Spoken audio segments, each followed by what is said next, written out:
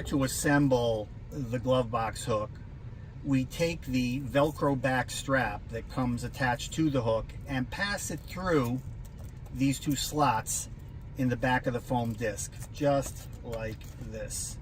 We then take the Velcro and we attach it to the back of the strap, like this. You'll note that we try to attach a relatively small amount of the Velcro so that we increase strap length. We're now ready to install inside the glove box. Installing the glove box hook is very simple. We place the disc inside the glove box, pushing it back as far as we can. We take the strap, loop it over the top of the glove box with the smooth side of the strap facing upward. And then holding the strap down, we close the door like that.